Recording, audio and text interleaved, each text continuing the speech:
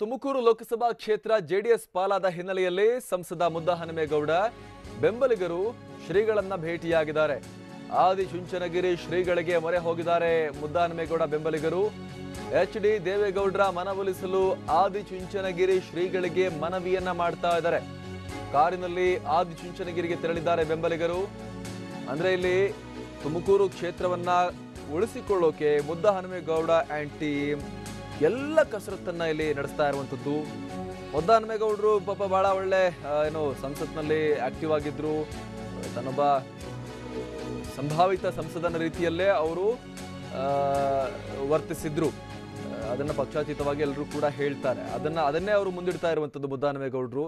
ನಾನು ಚೆನ್ನಾಗಿ ಕೆಲಸ ಮಾಡಿದ್ದೆ, ಕ್ಷೇತ್ರದಲ್ಲಿ ಉತ್ತಮವಾಗಿ ನಾನು ಓಡಾಡಿದ್ದೆ, ಸಾಕಷ್ಟು ಅಭಿವೃದ್ಧಿ ಕಾರ್ಯಗಳನ್ನ ಮಾಡಿದ್ದೆ.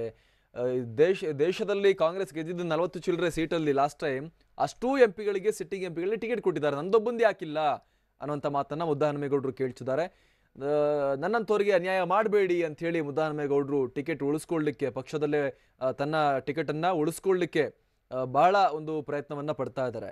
ಅದರ ಮುಂದುವರಿದ ಭಾಗವಾಗಿ ಮುದ್ದಹನುಮೇಗೌಡರು ಇದೀಗ ಅವರ ಬೆಂಬಲಿಗರು, ಮುದ್ದಹನುಮೇಗೌಡರು ಹೋಗಿಲ್ಲ, ಅವರ ಬೆಂಬಲಿಗರು ಕಾರ್ ಮಾಡಿಕೊಂಡು ಇದೀಗ ಆದಿಚುಂಚನಗಿರಿ ಶ್ರೀಗಳು ನಿರ್ಮಲಾನಂದನಾಥ ಶ್ರೀಗಳನ್ನ ಭೇಟಿಯಾಗಿ ಮನವಿ ಸಲ್ಲಿಸೋಕೆ ಮುಂದಾಗಿದ್ದಾರೆ. ದೇವೇಗೌಡರನ್ನ ಸ್ವಲ್ಪ ಮನವೊಲಿಸಿ ಅಂತ ಶ್ರೀಗಳ ಬಳಿ ಮನವಿ ಮಾಡಿಕೊಳ್ಳಿಕ್ಕೆ ಮುಂದಾಗಿದ್ದಾರೆ.